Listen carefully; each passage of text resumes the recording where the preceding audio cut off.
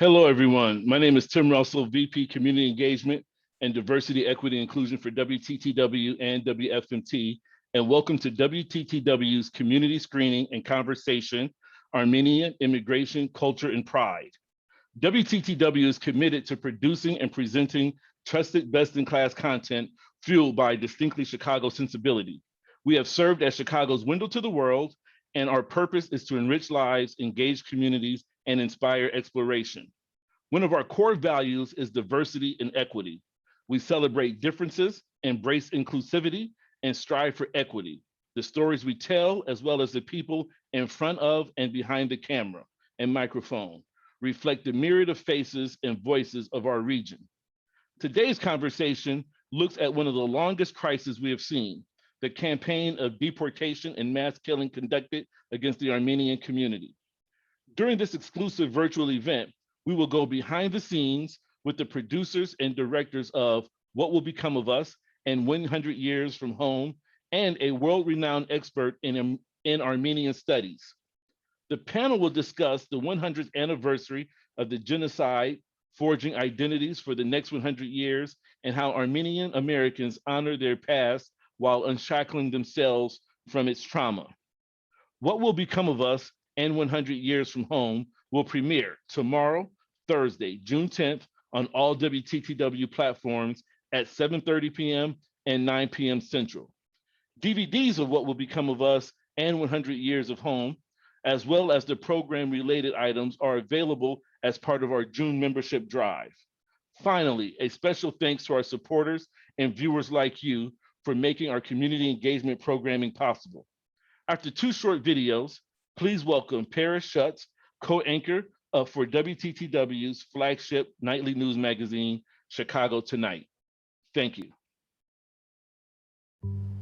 My name is John Simonian. I produced hundreds and hundreds of millions of dollars at the highest level of American business. I am American of Armenian descent. From my own family, I calculated what you could call a dropout rate. In the immigrant generation, there were four people who came here from the old country: Peter, Yersa, John, and Yesdet. Four people who were involved in the community, so the rate of participation, 100%. They had the first generation born in America. All right, are these people involved in the Armenian community? The strictest definition is going to church, but being an Armenian, there's food. There's knowledge of history, what you do with your family. There's the language, there's art, music, literature. And if you do one or two or three, you participate. If you don't participate, you have dropped out.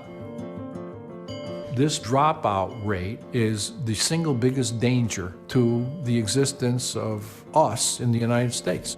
Harry and Edith, no, they had nothing to do with the Armenian community. Mary and Zari, were they involved? Half. We're now 45%.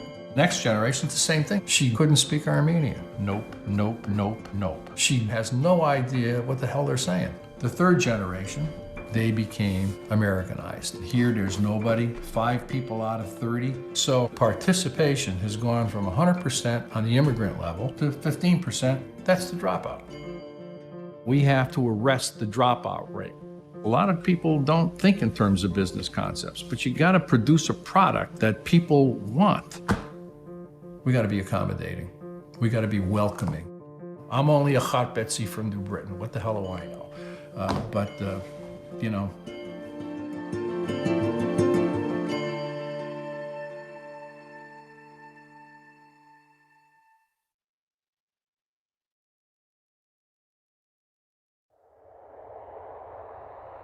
I've spent the last few months looking for what my family lost nearly a century ago. This is the house. This is not just a piece of paper. Yeah. This is their dream to go back and go back to their own life and to their own country. I'm looking for the house that my great-grandparents built and then lost. The Armenians are an ancient people. What is the Armenian Genocide? What is it? 1.5 million Armenians were killed in the Ottoman Empire in what is today Turkey. Denial brings on the additional part of the shame. As we approach the 100th anniversary of the genocide, I felt compelled to do something. The genocide doesn't end with the killing, but goes on for generations. My identity is something I've always struggled with. There is some major dent in our psyche. Of course, we're all traumatized. I feel so removed from all of this. It's hard to relate to it. It's hard to understand it. Ultimately, identity is what a person believes he or she is and wants to be. I don't know how they would feel about me coming into their land, searching for my home. Այն նկատմամբ ապելությունը ցավոք սրտի դեռ շարունակում է շատ լինել Թուրքիայում. I never thought I would be here. There was the killing of the homeland, not only the killing of the people. It's now dealing with the erasure of their existence. You can tell there's so much history here. Պատմությունը կեղծում է.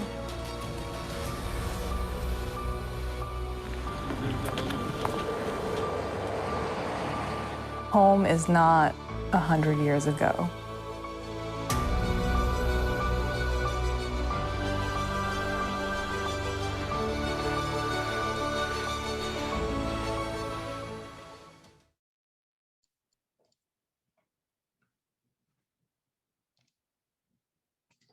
Hi, everybody.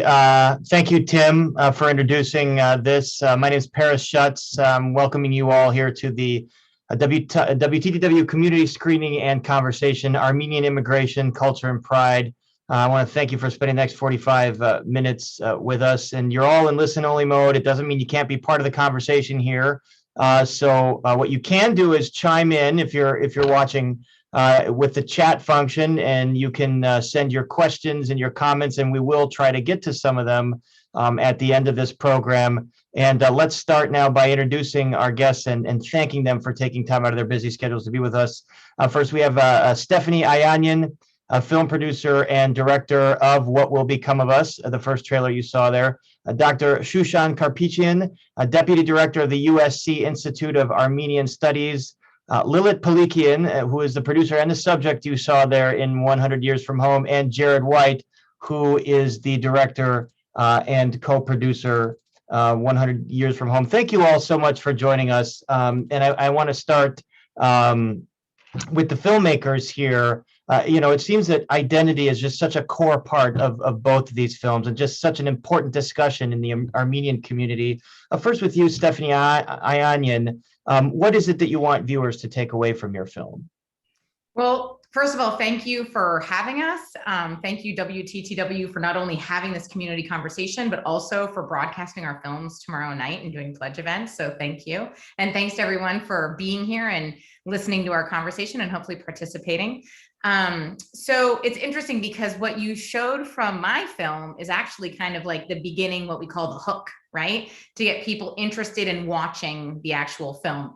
And while I love it as a great hook, my hope for the rest of the film is that it actually kind of looks at whether or not that is the way to kind of conceive of Armenianness, right? And long ago, when I interviewed Dr. Shushan Karapetian, we were talking about this concept of being Armenian in America versus being Armenian in Armenia.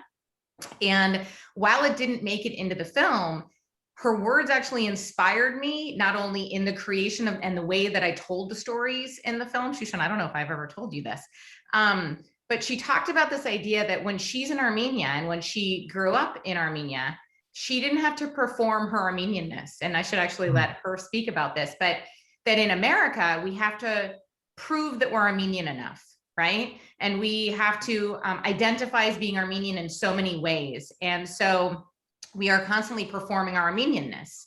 And that's what that dropout rate chart that John Simonian was drawing for us was all about, is this idea that you have to speak the language, you have to go to church, you have to this, you have to that, you have to know how to cook the food. And what I found when I talked to people of all different ethnicities in the United States is that no one ever feels like they're enough. that their identities are constantly in flux. You know, am I enough of my heritage and my culture? Am I American enough? And there was this constant kind of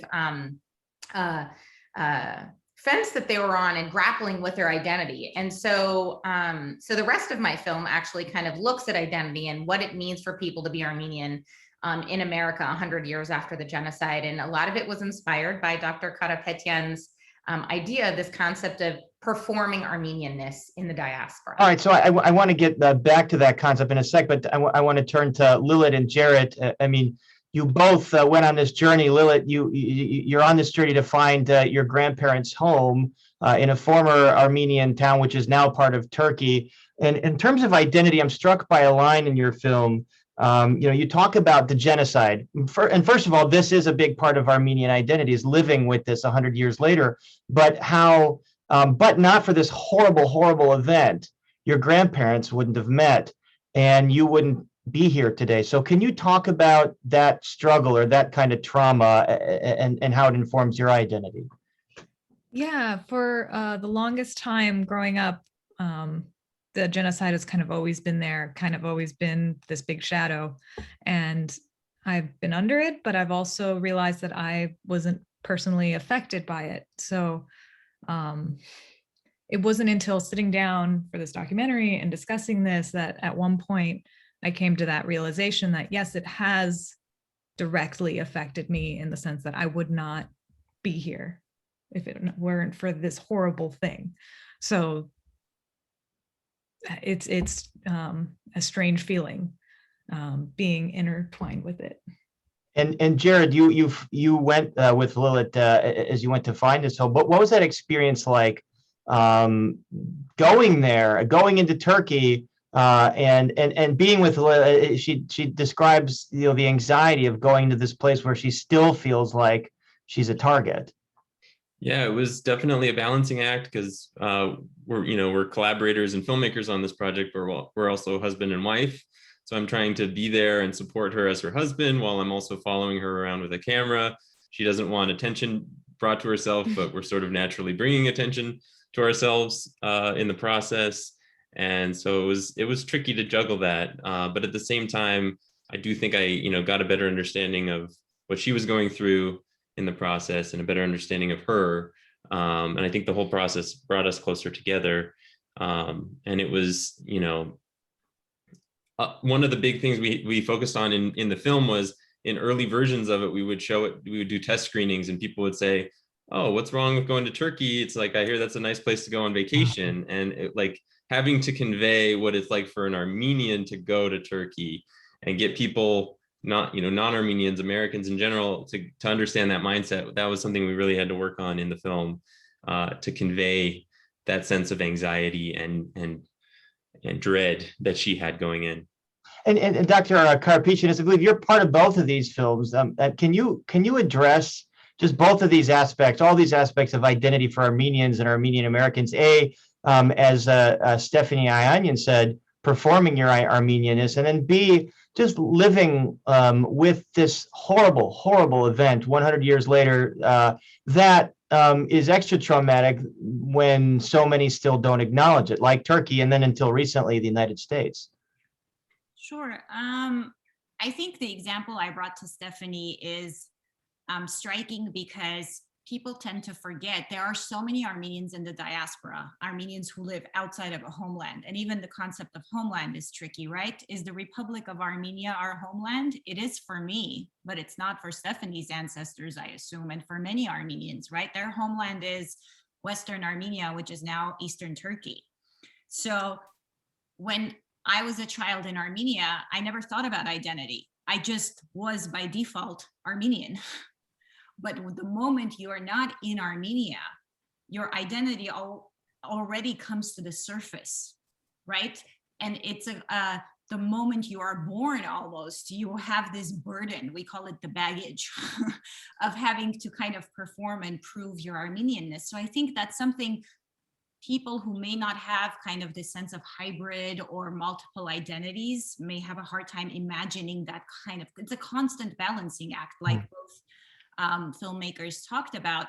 And when it comes to the genocide, I think, again, another thing that's hard to imagine is imagine you are a child, an Armenian child in the diaspora, whether that's in the US, in Europe, in Australia, anywhere.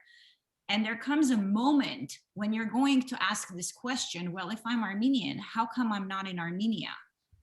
And the answer to that question, maybe you're 4, maybe you're 5, maybe you're 6, 8, is this horrible thing.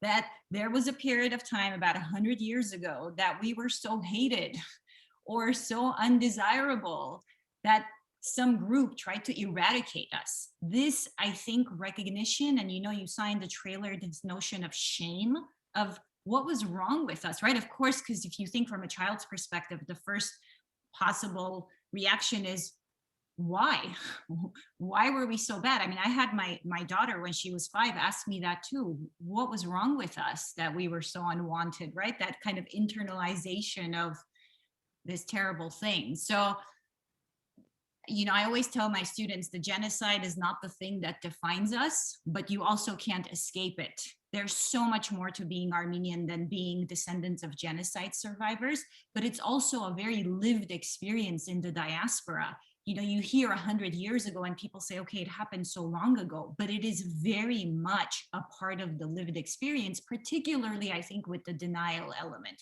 that this has been this gaping wound that hasn't been allowed to heal. And, we can talk about that later, but I think this element of it being kind of a day-to-day lived experience of the diaspora and Armenian identity is very important to consider. And Stephanie, so the first subject there that we see is just entirely laser focused on maintaining that Armenian. It's 100 years now from the diaspora and the genocide. As you're looking at where the community goes now. Is that shared by everybody? That all the subjects in your film, that kind of the sense of we need to continue to maintain this culture. So it's interesting because I think everyone sees it in different ways. I think that everyone kind of sees and forms their identity. The characters in the film form their identities differently. So some people in the film were very involved in Armenian organizations as youth. And so it's kind of ingrained in who they are. And, they teach their children to speak Armenian and they're involved in, very much in cultural organizations today. And then there are other people who are kind of just discovering their Armenianness and what it means to be Armenian. There's a young couple, John and Annie Swears, where John's only a quarter Armenian. And we follow him and his non-Armenian wife as they travel to Armenia for the first time to discover what it means to be Armenian. And what we learn through their story is that it matters to them and that this is something that they want to identify with. And so every individual character kind of identifies differently with their culture, but also I think that, in the end, they do want to see the culture persevere for another 100 years. And it just means cultivating it in their own ways. And Jared, I mean, you're non-Armenian, but your wife Lilit is, and as we said, you accompanied her on this journey to Kars, which is in eastern Turkey, but formerly part of Armenia. Have you immersed yourself in this culture, and what's that been like? Yeah, I mean, I've just in dating and then marrying Lilit, I've definitely immersed myself in the culture. I've learned the language a little bit. Dr. Karapetian, I took a couple of her language classes actually, and been immersed in the culture just through her family. The food and the parties and the dancing and the and that sort of thing. Our wedding was very Armenian, and then just the process of making the film and going to Armenia. That was my first time going to Armenia for the film. I practicing your Armenian along the way. Yeah, and I learned so much. I had to immerse myself both in the culture and the history, and learned so much in the process, and got to see the beautiful country. I recommend it to anyone who will listen, that it's an amazing country to go visit. Just beautiful monuments, beautiful, landscapes and everything. A little bit of everything for anyone. Yeah.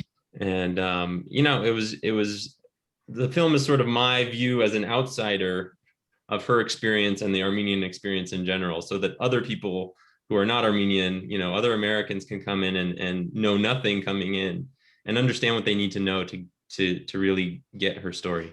Well, it's a beautiful country, and one of the things I learned though was like Lilit, when you go there, you kind of think about what could have been as well. I mean, you talk about Wilsonian Armenia when Woodrow Wilson had agreed to boundaries of Armenia that included a port on the Black Sea, and you see today it's landlocked, and and Mount Ararat, this biblical mountain that's so important to Armenian culture or Christian culture, is part of Turkey instead. So could you talk about a little bit of that, maybe sadness when you go there, and just, in the 100 years since the diaspora and the genocide, it's a beautiful country, but maybe not the country it should have been.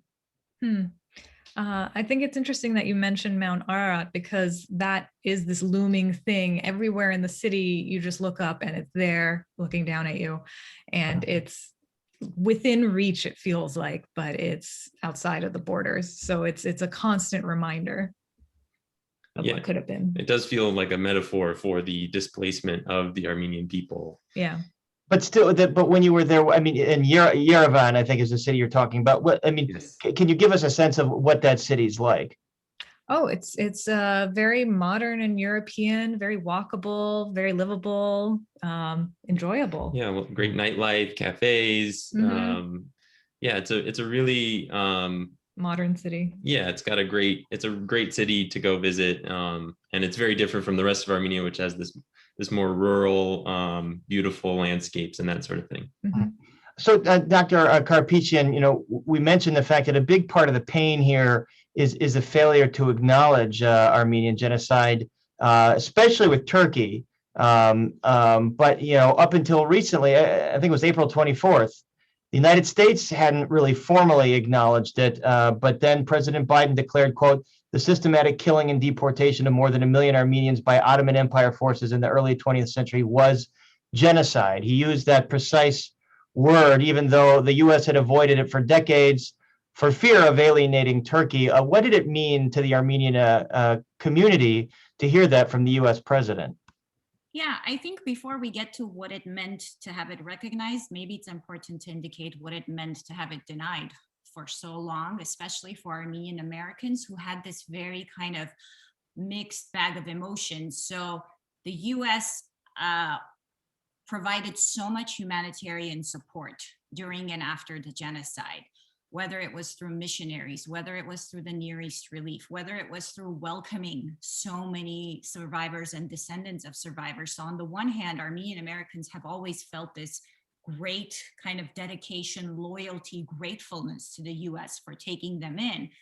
And then on the other hand, there was this, but you won't recognize why and how we ended up here, even though the New York Times had more articles about the genocide while it was happening than any other source, right? Even though Ambassador Morgenthau was communicating what was happening. So there was this almost like cognitive dissonance of, we're welcomed here, we're cared for here, we feel part of the fabric of American society, very much so, and yet geopolitics trumps human rights and geopolitics trumps historical truth.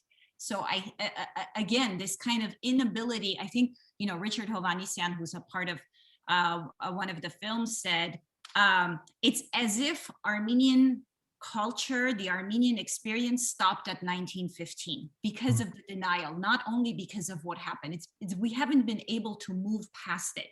Everything, the way we socialize diaspora kids is all about recognize the genocide.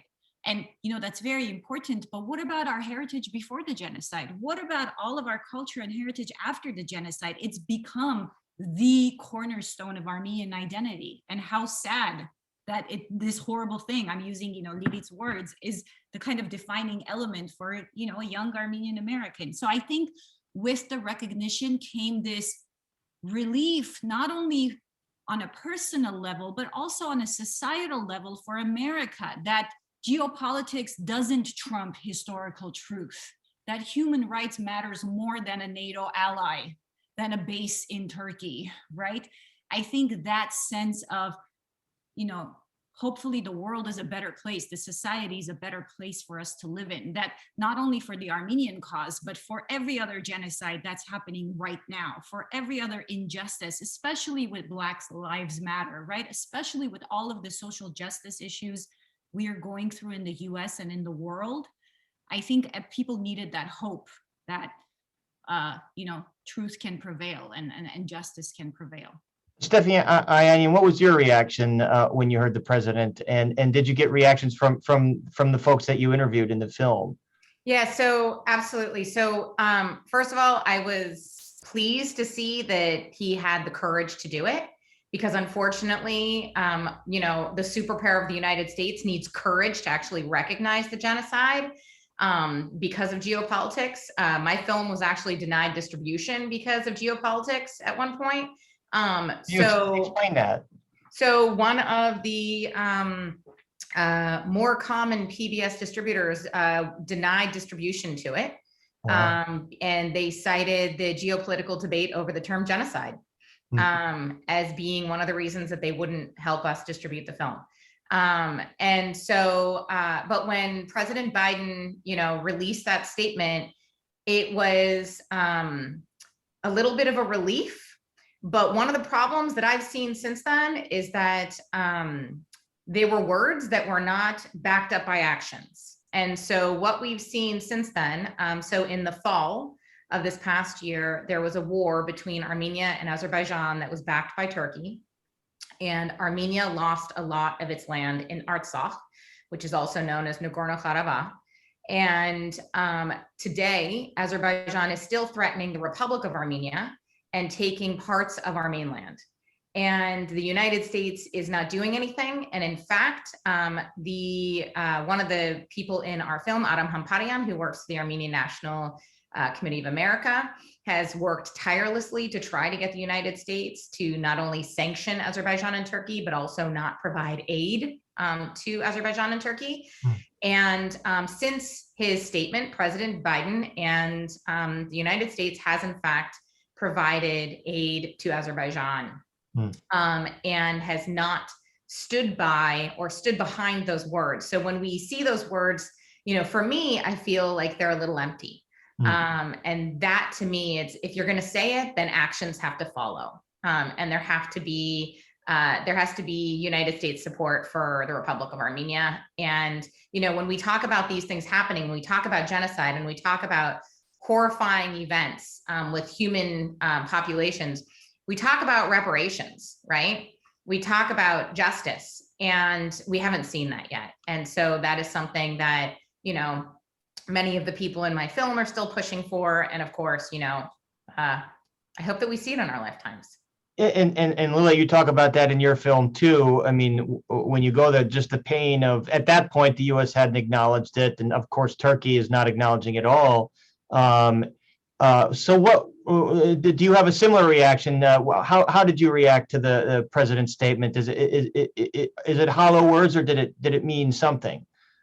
So the first thing I did as soon as I heard that announcement, I called Shushan Karapetian so that we could discuss what this means and what is next, and just share our general excitement over this momentous step.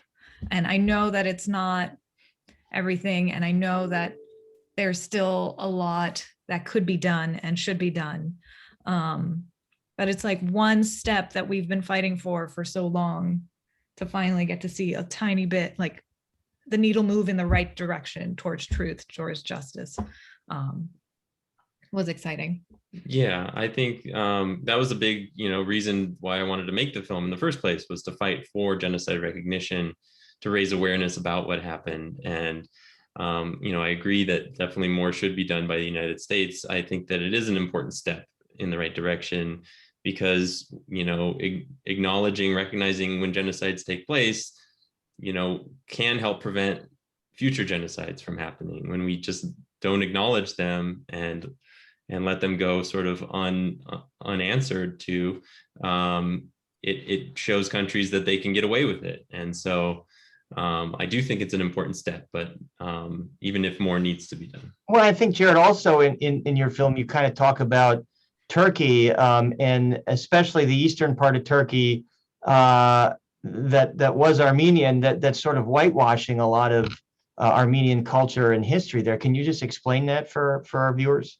Yeah, so we went to these historically Armenian cities, used to be Western Armenia, now it's Eastern Turkey. We went to Ani, Van and Kars, Ani was a historical capital of Armenia. And today it's all in ruins. It used to be one of the largest cities in the world in the medieval time. And they've started doing some restoration of it, but it doesn't acknowledge that any of this was built by Armenians. And there's this sort of erasure of that history, of the people there. And one of our interviewers actually talks about, great, they put together the pieces of a church that they broke down, but they didn't put the cross on so that you wouldn't know who built it. Right. And so there's this, on top of the genocide, on top of all the lives that were lost, there's this erasure of the culture, erasure of the history, erasure of like, these people used to live here and created all of this. And so I think that's just another level on top of all of the other aspects of the genocide. Dr. Not just erasing, but also trying to take credit for it too, in a way. Like they will say, oh, this text here on the wall, it's, ancient Turkish. We don't know what it means, when it's clearly Armenian, and we do know what it says. Dr. Karapetian, Stephanie talked about this. Can you take us inside the geopolitics of Armenia right now, and why the U.S. Is supporting Azerbaijan, and just what the climate is in Armenia currently? Yeah, so the war last year, the 44-day war between Armenia and its neighbor Azerbaijan, I think it's hard for folks who are not familiar with the geopolitics of that region to understand why all of a sudden this kind of brought back genocide and genocidal anxiety and historical trauma. So Azerbaijan and Turkey share ethno-linguistic roots. And this conflict that initially was between Armenia and Azerbaijan turned into an Armenia and Turkic conflict, now with Turkish involvement, explicit involvement, and statements from President Erdogan like, we're going to finish what we started 100 years ago.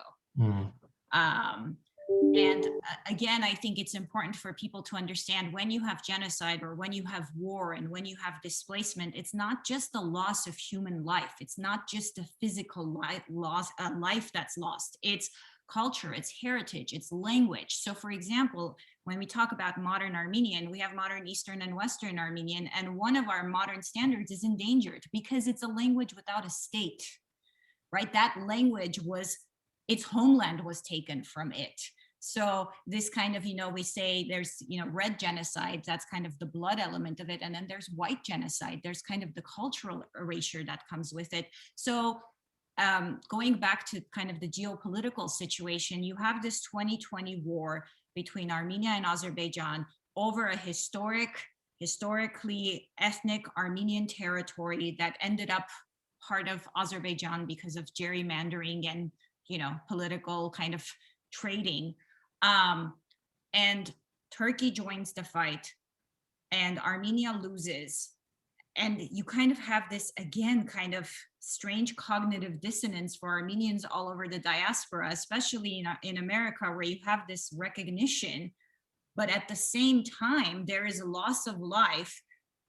There is kind of history repeating itself, and military aid from the US going to Azerbaijan, and the US being a NATO ally of Turkey. So again, Armenian Americans are having a hard time processing all of the balls in the air, right? And this kind of what we call diaspora paralysis. Okay, we protested, we marched, we yelled, we screamed, and nothing changed on the ground, right? Because the forces on the ground are too big. So Armenia is in a really, really tough neighborhood geopolitically. Yeah. Armenia is the only democracy in this kind of Russian sphere of the world. And the funny thing about Armenia's geopolitics is it wants to look to the West. It wants to be this democratic state, but the West talks the talk and doesn't walk the walk. So it did look to the West. It had this amazing revolution called the Velvet Revolution, this democratic revolution that tried to cast off 100 years of corruption, of, Soviet rule, and it did. And then what happened?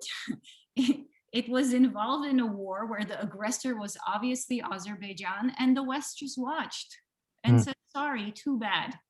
And at the end, it had to rely on Big Brother Russia. So I think this kind of push and pull between physical security and looking toward democracy and toward the West, you know, at the end of the day, people don't want to lose their sons. So that's kind of the struggle on the ground. And now we're going to have elections, you know, snap elections on June 20th. And of course, the old powers are using this, saying, look what looking to the West did, look what, you know, longing for democracy did. At least we were secure before. Stephanie, you know, in America, what can Americans do to help the Armenian cause or to support Armenian Americans? This is a great question. You know, in the fall when the war was happening, I think a lot of Armenians felt like we were essentially screaming for help. We were screaming for financial help. Can you make donations to, you know, wounded soldiers? Can you do this, this, and this? And it felt like we were screaming into the abyss. And so I would say that, you know, ask Armenian friends and ask Armenian organizations, what can we do to help? And certainly giving to wounded soldiers is a great way to do it. But, you know, ultimately, you know, one thing that we're also trying to do is to get the United States to support these issues. So what some people are doing is essentially on the local level, they're talking to their congresspeople and their senators. They're trying to, you know, get in front of the president. They're trying to get the United States to change its policy on how the Republic of Armenia is handled, and on how Azerbaijan and Turkey are handled. So what can people do to support, you know, Armenians and these efforts? I would say, you know, have really frank conversations with people, talk about us in ways where, you know, you're talking about our history and you're talking about us today. And get involved with, you know, any kind of local activist groups that you can to try to understand what the discussion should be about. Because I have to tell you, I try to support the activist groups, and because of what's going on in the world right now, especially what's going on in Armenia, between Armenia and Azerbaijan, the needs are almost changing on a daily basis. So if I am deciding to call my congressperson or my senator, any representatives, you know, the language that we're supposed to be using while talking to them is changing so rapidly because the situation over there is continuing to change so rapidly. But yeah, I mean, you know, answering when we cry for help is a good way to support us. And getting involved, even if you're not Armenian, in some Armenian organizations and figuring out how to, you know, garner more support in the United States. Lilit and Jared, I do want to get back to the films really quickly, and without giving away, you know, you go there in search of your grandmother's house, your grandparents' house. When you came back, how did the experience change you, both of you?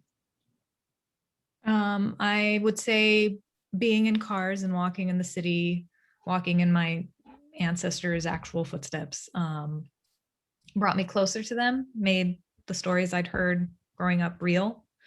And it, coming back, very relieved to be leaving Turkey, and realizing how much more comfortable I am in Armenia and also here in the US. And I basically came to the realization that home is not necessarily a place. Home is the people that you surround yourself with. So it helped me appreciate what I have more. And as I said before, I do think that just the process of making the film brought us closer together and allowed me to better understand what she's been going through, and maybe allowed her to better understand what she's been going through. And you know, one of the big, we you know, look at Armenian identity throughout the film, and she starts off the film saying she never felt Armenian enough. And we sort of talk to all these different Armenians from different walks of life who, you know, are sort of, you would think of as being the perfect Armenians. And I think in the process of talking with them, you realize that none of them are like the perfect Armenian. Like maybe they're, you know, experts in one particular area. Yeah, experts in the Armenian language, or maybe they're, you know, very involved in the Armenian church, or maybe they're very involved in the culture, or they're, you know, all these different things, but nobody is all of those things. And so I think that was one takeaway she had, which is like, you don't have to be everything. You just have to find the aspects of being Armenian that you want to bring into your life and kind of cherish those. Dr. Karapetian, we are airing these two amazing films on WTTW, and there's a lot of discussion, in the media about, let's say, the conflict with Israel and Palestine and how the media covers that. What about the media's role, in covering the genocide and diaspora of Armenians and the Armenian Azerbaijan conflict? Is there a certain slant that you think the media has taken? Absolutely. I'm so happy you asked that question. First of all, thank you. I think a part of the frustration for the Armenian American community during the 2020 war was, one, the lack of media coverage. Two, when there was media coverage, it was like there's a conflict that's erupted. There was this no one's an aggressor, no one's a victim. I think the new trope in the media is both sides, right? Show both sides. But when there's a crime being perpetrated, there's a perpetrator and there's a victim, right? So I think there was that kind of lack of depth in the media coverage, lack of quality and quantity, but also this notion of parachuting into a part of the world you're not familiar with, doing one sensational story and then parachuting out. So I think there was also frustration that we don't have competent coverage, deep coverage of what's happening. So one, it wasn't enough. Two, it wasn't competent and deep enough. That was a very, very big, I think, source of frustration for most of us, that it was hard. You asked Stephanie, what can Armenian Americans do? A lot of people just don't know, including Armenian Americans themselves, right? So they need resources, and you have trusted sources that you usually go to. And then we would read the materials that they're printing. One, it was inaccurate. Two, you Google the author and then all of a sudden you find out there's an Azerbaijani PR company that's been lobbying for this author to present this. So that sense of disappointment and also confusion of, okay, which sources do I trust? That, the usual ones I go to no longer seem reliable. The coverage just seems kind of absurdly wrong and diluted. So I think, I don't think this is an Armenian issue. I think kind of globally we're suffering from this overstimulation of information and the lack of ability to filter what's accurate and truthful and what's not. I think that was just heightened for us because, our brothers and sisters, our cousins, the sons of our friends were literally dying by the day, and that wasn't being reflected. I feel like because it's such a complicated history of Artsakh, Nagorno-Karabakh, and as someone who was steeped in this history in order to make this documentary, it took a while for me to get up to speed on all of the events that led to what is happening today. And it's I imagine that leads to part of the problem of trying to convey what's happening. It's not a couple sentences and you can get the idea. Well, also just to add on to that, right? Most people nowadays get their news from social media with a limited word count. There's no way you can compress the Armenian genocide or the Armenian experience or the war into a headline. I think it's also kind of this new generation who's habituated to just getting give me the top 3 points. Well, no, you kind of have to learn about 100 years of history. That's a problem with all news today and all knowledge of geopolitical conflicts. Stephanie Ayanian, you talk about reparations and the situation. Is there a relationship to what's happening in the United States, like the Black Lives Matter movement? Is there do you think that there's a connection that Armenian Americans have with a movement like that's fighting for civil rights and recognition and equity and equality in this country?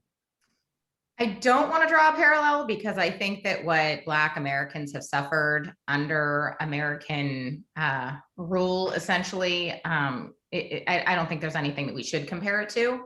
But I think that, when we're talking about social justice issues, just in general, this is absolutely one. The difference is that we're talking about, something on American soil with Black Lives Matter. And with the Armenians, we're talking about, soil that's, essentially in Asia, right? So we're talking about the soil that is in modern day Turkey, that was part of the Ottoman Empire, that, is the Republic of Armenia and is Artsakh. And so we're talking about land that is far away. And that we don't while my ancestors are from there, my grandparents are from there, I don't personally have a connection to that land. I haven't actually been able to set foot on that land, right? So if there were reparations and I got that land back, I wouldn't even know where to start, if that makes sense. Right. But we are living during a time where, social justice is becoming radicalized in the United States because some people are, realizing that you have to fight in different ways. And we've seen that with Black Lives Matter. We've also seen amazing amounts of hate crimes against Asian Americans. And so, in this case, we're fighting for rights that are outside of the United States. But certainly when we talk about reparations, we are talking about, what's been lost for 106 years. The massacre started in the late 1800s and peoples were displaced at that point. But 1915 was kind of the height of the beginning of what we call the genocide. And so, we're talking about land loss, but we're also, I am not a scholar that is well-versed in talking about exactly what people would fight for reparations. I'm not a lawyer. But, typically when we're talking about reparations, we're talking about land or we're talking about money. Right. And so, but yeah, as a filmmaker, that's, not necessarily what my film is about, but hopefully, after people see the film, you understand our plight as Armenians in America and in the diaspora across the world, and, understand our stories so that you can support us in any way that you can. And Stephanie, I'll pose a question to you I posed to Lilit. Is there anything that you rethought about your own Armenian American identity after making the film, after interviewing the folks that you did and hearing their stories? Absolutely. We made our film over the course of, I think, 3 or 4 years. And so it was kind of growing on me, if that makes sense, because it took a long time to create. And so I didn't meet Dr. Karapetian early on in the process. And so I was meeting people along the way and really getting to know so many parts of the Armenian community in the United States. I had a very limited view of it before making the film. And at the same time, I was raising 2 young children, and they were attending an Armenian school. And so it's one of those things where all of these things were happening at the same time. And really for me, I was questioning my identity. I was always a strong, proud Armenian. But I didn't necessarily have a community that I grew up in, because I grew up in central Pennsylvania for much of my life, where there really wasn't a community. And so this film kind of gave me an opportunity to establish this, certainly national community with people that I'm meeting all over the country and getting to meet their networks and their families. But also, kind of looking within myself, there were so many years that because I didn't speak Armenian, I felt that I was judged, that I wasn't Armenian enough, right? And so that's why, the conversation we mentioned earlier with Dr. Karapetian really made an impact on me, and why we wanted to include John Simonian's dropout rate in the beginning of the film is because I really had felt judged and still feel judged as part of this community, right? And so I think that, for myself, I was able to kind of let go of some of that burden, allow myself to kind of play with the culture in a way that I felt comfortable with and embraced, and try to encourage the same behavior in my kids. I do still hear people kind of shaming my kids for not speaking enough Armenian, even though they speak way more than I do. But it's interesting. So yeah, so it absolutely made a huge impact on me, and meeting Dr. Karapetian and everybody involved in the film, it was a life-changing experience. And I will say this, that documentary filmmakers often stay friends with the people that they include in their films. And, to some extent, it almost feels like they're part of my family now. And so I feel so fortunate to have had this kind of life change through the making of this film and sharing their stories, that certainly will make an impact on me for the rest of my life. And certainly Simonian's kind of an imposing figure there in the beginning with that dropout rate. Lilit, I wanted to get to some audience Q&A, and we do have a question here from Sally Slaughter. She says, I would love to go to Turkey to see my grandparents' villages. Is it safe? And are there guides that we could get to take us there? So, are we unmuted? Yes. You're on. I just wanted to start by saying when we made this film, it was what, 5 years ago? Mm-hmm. So very different geopolitical state at the time. I thought I was being a little bit paranoid about being uncomfortable going. And now I feel like after the war, I was absolutely founded in my feelings. And there are tour groups, and I insisted on going as part of a tour group. So if your tour guide feels comfortable, I would feel comfortable because they know. There are tour groups you can take from Armenia. So we took from Yerevan in Armenia, took a tour group from there into Turkey. You actually have to go through Georgia because the border is closed between Turkey and Armenia, but they take you through Georgia into Eastern Turkey. And it definitely made her feel a lot better going through that group. It basically isolated me from having to interact with anyone there and have positive or negative encounters. I just didn't want to have any encounters. So if you find a group, then I would say if they're comfortable, go with them. But if not, don't go by yourself. Right. You had to go with a tour group even I would not have gone otherwise. Would not have gone otherwise. So we have another.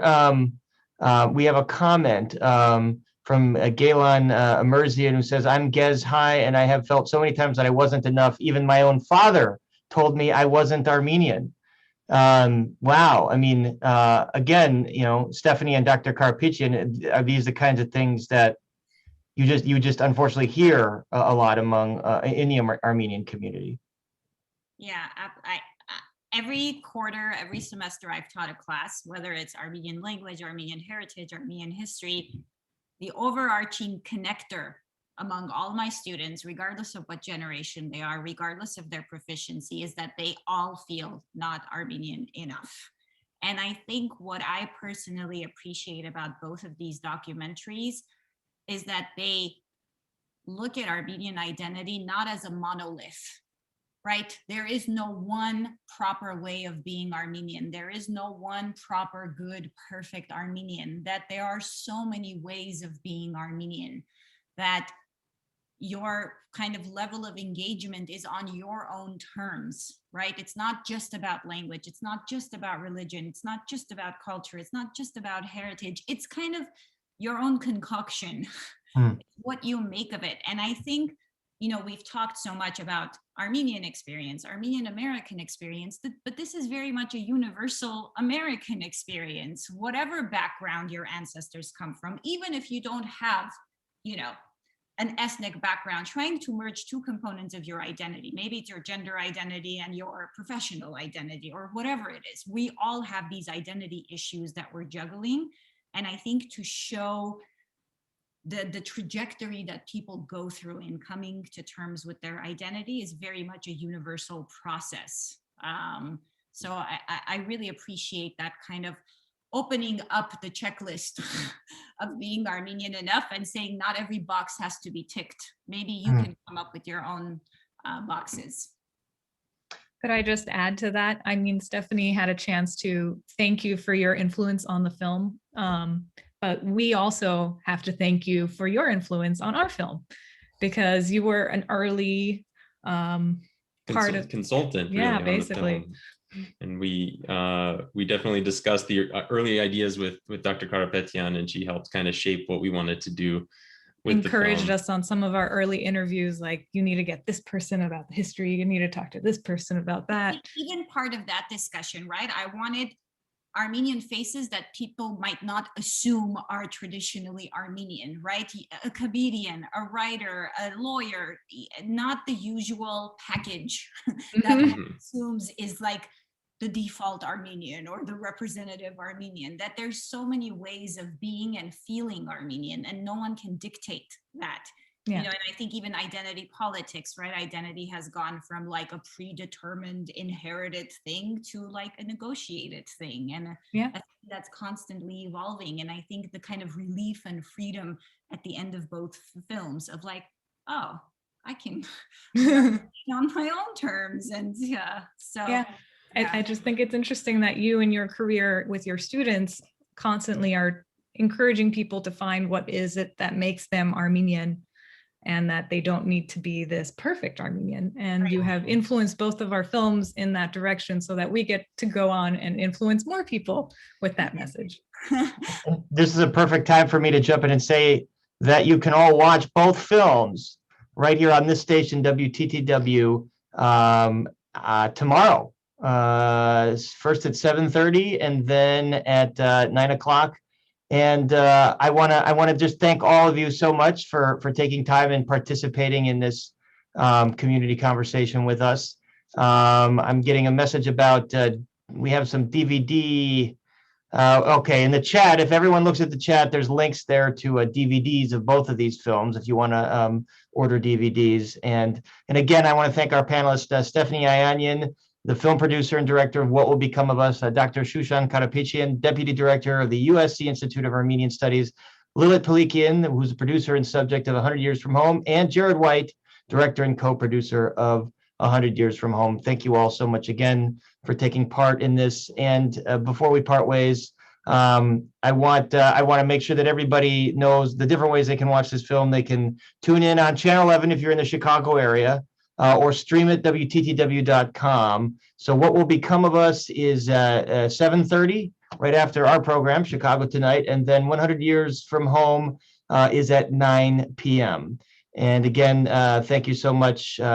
Thank you to viewers like you all here as a part of this that make programming like this possible. We want to continue bringing you this kind of programming and having these discussions that are eye-opening, not only for the audience, but for me as well, for all of us. So thank you all around to everybody. Have a great day. Thank you. Thank you, Paris. Thanks for Thank you, having us. everyone who tuned in.